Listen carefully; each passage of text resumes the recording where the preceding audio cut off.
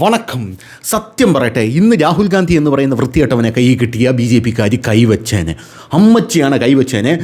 തലനാരിഴയ്ക്ക് രക്ഷപ്പെട്ടു എന്ന് മാത്രമേ പറയാനായിട്ട് സാധിക്കുകയുള്ളൂ. എന്തായിരുന്നാലും കഴിഞ്ഞ ദിവസം യവന്മാർ കാണിച്ച ഒരു തരവഴിത്തരവാണ് ഇതിൻ്റെ ഏറ്റവും വലിയ ലീഡിലോട്ട് നയിച്ചത്. അതായത് ഇത്തരത്തിൽ ഈ സംഭവം വഷളാക്കി എന്ന് പറയുന്നത് നമുക്കറിയാം. നമ്മുടെ രാജ്യത്തിനെ നശിപ്പിക്കാനായിട്ട് ഏത് രീതിയിലും പ്രതിഷേധിക്കാൻ ഇവറ്റുകൾ തയ്യാറാണ്. അതുകൊണ്ടാണ് കഴിഞ്ഞ തവണ നമ്മുടെ ഇന്ത്യൻ പ്രധാനമന്ത്രി നരേന്ദ്രമോദിക്ക് പാർലമെൻറ്റിൽ പ്രസംഗിക്കാൻ വരാൻ പറ്റാതെ പോയത്. കാരണം ഇന്ത്യൻ പ്രധാനമന്ത്രി നരേന്ദ്രമോദിയുടെ വേദിയുടെ അടുത്തോട്ട് അവിടെയുള്ള പ്രതിപക്ഷത്തിൻ്റെ വനിതാ MLA-മാരെ യവന്മാർ തള്ളിവിടുകയാണ്. സാധാരണ ഈ ഹമാസാണ് ഇങ്ങനെയൊക്കെ ചെയ്യുന്നത് ഞാൻ കണ്ടിട്ടുള്ള. സ്ത്രീകളെയും കുട്ടികളെ എടുത്ത് ഫ്രണ്ടിൽ നിർത്തുക, എന്നിട്ട് പുരുഷന്മാർ പിറകിൽ അവരെ പാവാടക്കടയിൽ പോയി ഒളിച്ചിരിക്കുക. ഇതാണ് ഞാൻ കണ്ടിട്ടുള്ളത്. അപ്പോൾ ഈ വനിതാ MLA-മാരെ അവിടെ പിടിച്ച് നിർത്തിയിട്ട് സ്ത്രീകളും ആ വനിതാ MLA-മാർ അവിടെ നിന്ന് ബാരിക്കേഡ് പോലെ ഇങ്ങനെ ഒരു പ്ലക്കാർഡൊക്കെ കൈ പിടിച്ച് നിൽക്കുകയാണ്. അശ്വിനി വൈഷ്ണവൊക്കെ കൈ കൂപ്പുകയാണ്. അതായത് ദയവായി ഇവിടെ നിന്ന് മാറണം, ഇന്ത്യൻ പ്രധാനമന്ത്രി ഇപ്പോൾ വരും, അദ്ദേഹത്തിന് സംസാരിക്കാനുള്ളതാണ് എന്നൊക്കെ പറഞ്ഞുകൊണ്ട് അദ്ദേഹമാണെങ്കിൽ അവരുടെ മുമ്പിൽ സത്യം പറഞ്ഞാൽ കരഞ്ഞില്ലെന്നേ ഉള്ളൂ. ഇവിടുത്തെ CPM ഭരിക്കുന്ന നമ്മുടെ കേരള നിയമസഭ, ആ കേരള നിയമസഭയിൽ നമ്മുടെ മുഖ്യമന്ത്രി പിണറായി വിജയനെ തടഞ്ഞുകൊണ്ട് ഇപ്പുറത്ത് പ്രതിപക്ഷത്ത് സ്ത്രീകളില്ല, ആരെങ്കിലും ഉണ്ടെങ്കിൽ തന്നെ അവരെ വല്ലതും കൊണ്ട് നിർത്തി കഴിഞ്ഞാൽ അവരുടെ അവസ്ഥ എന്തായിരിക്കും? സ്ത്രീയെന്നില്ല പുരുഷനെന്നില്ല, അവന്മാർ താടി തൂക്കിയെടുത്തെറിയും. അതാണ് നമ്മുടെ കേരളത്തിലെ നിയമസഭയിലെ അവസ്ഥ എന്ന് പറയുന്നത്. ഈ ഫാസിസം എന്നൊക്കെ പറയുന്നതേ ഉള്ളൂ. പക്ഷേ യഥാർത്ഥത്തിൽ ഹിറ്റ്ലറൊക്കെ നാണിച്ച് തല താഴ്ത്തിപ്പോവും ഇന്ത്യൻ പ്രധാനമന്ത്രി നരേന്ദ്രമോദി ഫാസിസ്റ്റ് ആണെന്ന് പറഞ്ഞു കഴിഞ്ഞാൽ. എന്തായാലും യോഗി ആദിത്യനാഥ് കയറാൻ പോവുകയാണ് എന്നുള്ളതാണ് ഇന്ത്യയിലെ സംഖ്യയുടെ ഏക ആശ്വാസം എന്ന് പറയുന്നത്. ഇനി അങ്ങേരും മോദിയുടെ പാത തന്നെ സ്വീകരിക്കുമെന്ന് അറിയില്ല. എന്ത് തന്നെയായിരുന്നാലും ഇപ്പോൾ നടന്നിരിക്കുന്ന ഒരു സംഭവം എന്ന് പറഞ്ഞു കഴിഞ്ഞാൽ AI സമ്മിറ്റ് ഉച്ചകോടി അത് നടക്കുകയാണ് 2026. ലോകത്തിലെ തന്നെ AI ഉച്ചകോടി നമ്മുടെ ഇന്ത്യയിൽ വെച്ചാണ് നടക്കുന്നത്. ആ ഉച്ചകോടി ഇന്ത്യയിൽ വെച്ച് നടക്കുമ്പോൾ ഇന്ത്യയെ എങ്ങനെയെങ്കിലും താറടിച്ച് കാണിക്കണമെന്ന് പറഞ്ഞുകൊണ്ട് നരേന്ദ്രമോദിയുടെ മറ്റേ ചിത്രവും പിടിച്ചുകൊണ്ട് കുറേ എണ്ണം തുണി ഉരിഞ്ഞ് അങ്ങോട്ടേക്ക് വരികയാണ്. ആരാണ്? ഈ യൂത്ത് കോൺഗ്രസിൻ്റെ കുറേ വേട്ടാവളിയന്മാരാണ് അങ്ങോട്ട് തുണി ഉരിഞ്ഞുകൊണ്ട് വരുന്നത്. തുണി ഉരിഞ്ഞുകൊണ്ട് വന്നിട്ട് ആ സ്റ്റേജിൽ കയറി അങ്ങ് നിൽക്കുകയാണ്. ലോകം ശ്രദ്ധിക്കട്ടെ, നമ്മുടെ രാജ്യം തകർന്നത് കാണട്ടെ എന്നുള്ള രീതിയിലാണ് അവർ തുണി ഉരിഞ്ഞ് അവിടെ നിൽക്കുന്നത്. എടാ, നീക്ക് എന്തൊക്കെ ആരോപണങ്ങൾ കൊണ്ടുവന്നടാ.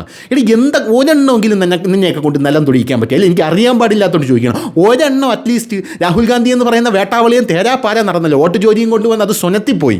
അത് ബീഹാറിലാണ് വോട്ട് ചോരി കൊണ്ടുവന്നത്. ബീഹാറിൽ ഇലക്ഷൻ കഴിഞ്ഞ് 45 ദിവസത്തിൽ BJP-കാർ അങ്ങോട്ട് പറഞ്ഞു, എടേ വല്ലതും ഉണ്ടെങ്കിൽ ഇപ്പോൾ കൊണ്ട് കൊടുക്കണം, എങ്കിൽ മാത്രമേ 45 ദിവസത്തിനകം നിനക്ക് മറ്റത് മറിച്ചതൊക്കെ എടുത്ത് തരാൻ പറ്റൂ, അതുകൊണ്ട് ഇപ്പോൾ കൊടുക്കണമെന്ന് പറഞ്ഞു.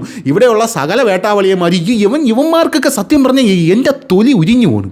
ഇവന്മാരൊക്കെ രാഹുൽ ഗാന്ധിയെ സപ്പോർട്ട് ചെയ്യുന്നവന്മാരെ കാണും. അവന്മാർ പറയുന്നത് രാജ്യത്തിൻ്റെ പ്രതീക്ഷയാണ്, രാജ്യത്തിൻ്റെ മറ്റേ കരുത്താണ്. സത്യം പറയട്ടെ, ഈ രാജ്യത്തിൽ ഇത്രയും വലിയൊരു വാണത്തിന് ഞാൻ എൻ്റെ ജീവിതത്തിൽ കണ്ടിട്ടില്ല. അതാണ് സത്യം പറഞ്ഞ രാഹുൽ ഗാന്ധി. വല്ല കല്യാണമൊക്കെ കഴിച്ച് ജീവിക്കാൻ പറയണേ മാനം മര്യാദയ്ക്ക്, എന്നിട്ട് വേറെ വല്ല നല്ല പ്രതിപക്ഷ നേതാക്കന്മാരെ ഇറക്കും. രാജ്യത്തിൽ നല്ലൊരു അഭിവൃദ്ധി ഉണ്ടാവണമെങ്കിൽ ഒരു പ്രതിപക്ഷം വേണം, അത് സത്യമായിട്ടുള്ള കാര്യമാണ്. അതുകൊണ്ട് ഞാൻ വരെ പറയണം, നല്ലൊരു പ്രതിപക്ഷ നേതാവിനെ ഇറക്കുന്നതൊക്കെ ഇതുപോലുള്ള കേട്ട് വാണാലികളെയൊക്കെ പ്രതിപക്ഷ നേതാവാക്കി കൊണ്ടുവന്ന് ഇതുപോലുള്ള അലവലാദികളെയൊക്കെ പിടിച്ച് യൂത്ത് കോൺഗ്രസ് എന്ന് പറഞ്ഞുകൊണ്ട് രാജ്യത്തിനെ അപമാനിക്കാനായിട്ട് അവിടെ പറഞ്ഞു വിടരുത് എന്നുള്ളതാണ്. എന്തായാലും വന്നത് മുതലായി. കാരണം ആ സമയത്ത് നല്ല ഉഷിരുള്ള BJP പ്രവർത്തകർ അവിടെ ഉണ്ടായിരുന്നു. രാജ്യം മുഴുവൻ കൈയടിക്കുകയാണ്. യുവന്മാരുടെ കരണക്കുറ്റി കിട്ടി. ഇന്നലെ BJP പ്രവർത്തകർ അടിച്ചവന്മാരെ നട്ടല്ലൊടിച്ച് വോട്ട് ചെയ്വന്മാരെല്ലാം കൂടെ. യുവന്മാർ പിന്നെ ഓടിയ വഴിക്ക് പുല്ലുപോലും മുളച്ചിട്ടില്ല എന്നുള്ളതാണ്. അവിടെ ഒരു അപ്പാപ്പ ഇരിക്കുന്നുണ്ട്. ആ അപ്പാപ്പനാണെങ്കിൽ കൈയും വയ്യ കാലും വയ്യ എണീച്ച് നടക്കാനും വയ്യ. അങ്ങനെ കൈ ഫിറ്റ് ചെയ്ത് ചാടി അടിക്കണതാണ് കാണാൻ സാധിച്ചത്. അങ്ങനത്തെ രീതിയിലായിരുന്നു യുവന്മാർ ആടിയും കൊണ്ട് തുണിയും പറഞ്ഞു ഓടുന്ന കാഴ്ച നമുക്ക് കാണാനായിട്ട് സാധിച്ചത്. അതുകൊണ്ടും തീർന്നില്ല. എന്ത് ചെയ്തു? ഇതുപോലത്തുള്ള ആക്രമണങ്ങൾ അല്ലെങ്കിൽ ഇതുപോലെ രാജ്യത്തിനെ അപകീർത്തിപ്പെടുത്താനുള്ള സെറ്റപ്പുകൾ നക്സലുകളാണ് ചെയ്യുന്നത്. അവന്മാരെ നമ്മൾ എന്താണ് ഇപ്പോൾ ചെയ്യുന്നതെന്ന് കണ്ടിട്ടുണ്ടല്ലോ എന്ന് കൃത്യമായി അമിത് മാളവ്യ പറയുന്നുണ്ടായിരുന്നു. അതിനുശേഷം അദ്ദേഹം പറഞ്ഞത് കാണിച്ചു തരാം എന്ന് പറഞ്ഞിട്ട് അടുത്ത ദിവസം രാഹുൽ ഗാന്ധിയുടെ വസതിയിലേക്ക് പോയി. യവനെ ഇന്ന് ചന്തിയിൽ പാള വെച്ച് കെട്ടുമെന്ന് പറഞ്ഞുകൊണ്ടാണ് രാഹുൽ ഗാന്ധിയുടെ വസതിയിലോട്ട് പോയി. അവിടെ അണ്ണനെ കണ്ടില്ലല്ലോ, അണ്ണനെ വന്ന് നെഞ്ചു വിരിച്ച് നിൽക്കുകയായിരുന്നല്ലോ, സുഡാപ്പിയൊക്കെ സ്റ്റാറ്റസ് ഇടാനായിട്ട് ഒരു വക കിട്ടിയേനെ. എന്തായാലും അവിടെ പോയി രാഹുൽ ഗാന്ധിയുടെ വസതി വളഞ്ഞ് രാഹുൽ ഗാന്ധിയുടെ മറ്റേ കോലം എടുത്ത് ഉയർത്തി അത് നല്ല അന്തസ്സായിട്ട് കൊളുത്തി വിട്ട് അത് അവിടെ എടുത്ത് താഴെയിട്ട് ചവിട്ടി കൂട്ടിയ ശേഷമാണ് ഇവന്മാർ തിരിച്ചു പോയത്. അതായത് BJP-കാർ മൊത്തം തിരിച്ചു പോയത്. അതിനുശേഷം AICC ആസ്ഥാനത്തോട്ട് പോയി. AICC ആസ്ഥാനത്തോട്ട് പോയിട്ട് AICC ആസ്ഥാനം വളയുന്നൊരു സാഹചര്യം ഉണ്ടായി.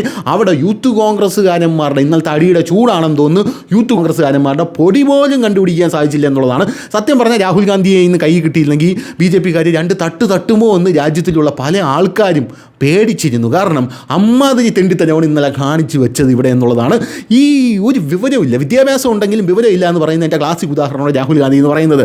സദസ്സിൽ നിൽക്കുക, അതായത് പാർലമെൻറ്റിൽ നിൽക്കുക, പാർലമെൻറ്റിൽ നിന്നിട്ട് എണീച്ച് നിന്നിട്ട് മറ്റേ ബഡ്ജറ്റിനെ കുറിച്ച് ചർച്ച ചെയ്യണം.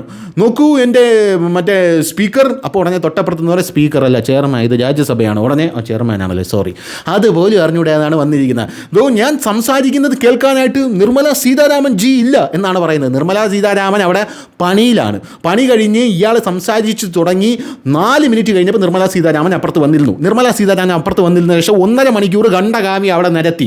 അവിടെ 1.5 മണിക്കൂർ ഖണ്ഡകാവ്യം സ്വനത്തി വെച്ച ശേഷം നിർമ്മല സീതാരാമൻ ഇതിന് മറുപടി പറയുന്ന ഒരു സാഹചര്യം ഉണ്ടായിരുന്നു. ആ സമയത്ത് ഈ വേട്ടാവളിനെ അവിടെ ഇല്ല.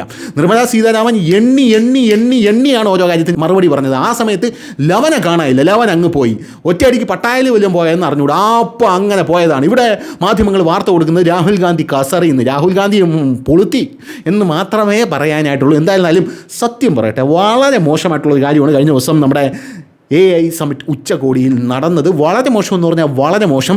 ഇതിങ്ങനെ ഡീൽ ചെയ്താൽ പറ്റില്ല. ഇത് നല്ല രീതിയിൽ ഡീൽ ചെയ്യണം എന്നുള്ളത് കൊണ്ടാണ് രാജ്യത്തിലുള്ള ജനങ്ങൾ ഇവന്മാരെ അടിച്ചോട്ടിച്ചതിൽ സത്യം പറഞ്ഞാൽ ഇപ്പോൾ ഭയങ്കരമായിട്ട് ആഹ്ലാദിക്കുന്നത്. നല്ല നോർത്ത് ഇന്ത്യൻ ചാണകം മുക്കിയ ചൂല് വെച്ച് തന്നെയാണ് ഇവന്മാരെ അടിച്ചോട്ടിച്ചത്. ആ കാര്യത്തിൽ യാതൊരുവിധ സംശയവും വേണ്ട.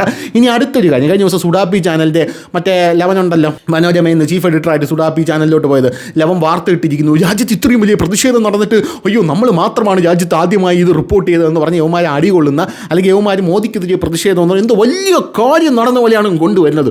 വലിയ കാര്യം, രാജ്യത്ത് മോദിക്കെതിരെ പ്രതിഷേധം നടക്കുന്നത് ഭയങ്കര സംഭവമാണെന്ന് പറഞ്ഞാണ് കൊണ്ടുവരുന്നത് യവന്മാർ. എന്തെങ്കിലും ഒരു പ്രതിഷേധം എവിടെയെങ്കിലും, ഏതെങ്കിലും ഓളം കയറാ മൂലയിൽ എവിടെയെങ്കിലും ഒരു പ്രതിഷേധം, ഒരു കോലം കത്തിച്ച ഒരു പ്രതിഷേധം നടന്ന, മോദിയുടെ ഒരു പ്രതിമ ഉണ്ടാക്കി അത് തകർത്ത് കളഞ്ഞ, ഞങ്ങളത് റിപ്പോർട്ട് ചെയ്തു എന്ന് പറഞ്ഞ യവന്മാർ വരുന്നു. എന്താ അടി കിട്ടിയത് കണ്ടില്ലേ? അല്ലെങ്കിൽ ഔട്ട് ഓഫ് ഫോക്കസിൽ എടുത്തിട്ട് സ്വനത്താത്തത് അടി കിട്ടിയത്. ഔട്ട് ഓഫ് ഫോക്കസിൽ അങ്ങോട്ടും ഇങ്ങോട്ടും എടുത്തിട്ട് സ്വനത്തണം കേട്ടോ. ഇനി അത് സ്വനത്തിയിട്ട് വേണം ബാക്കി പറയാനുള്ളത്. എന്ത് തന്നെയായിരുന്നാലും കഴിഞ്ഞ ദിവസം നടന്ന ഈ കാര്യത്തിൽ രാജ്യം ഒന്നടങ്കം ആഹ്ലാദിക്കുന്ന ഒരു കാഴ്ചയാണ് നമുക്ക് കാണാനായിട്ട് സാധിച്ചത്. അതുകൊണ്ട് തന്നെ രാജ്യത്തെ ജനങ്ങളെല്ലാവരും തന്നെ ഇപ്പോൾ അടി കൊണ്ടവന്മാർക്ക് നേരെ രോഷവും അടി കൊടുത്തവന്മാർക്ക് കയ്യടിയും കൊടുക്കുന്ന കാഴ്ചയാണ് കാണാനായിട്ട് സാധിക്കുന്നത്. അപ്പോൾ ഇനിയും വരണം ഇതുപോലത്തെ ഐറ്റംസും ഒക്കെ ആയിട്ട് കേട്ടോ. അപ്പോൾ കാണാം. അപ്പോൾ ശരി.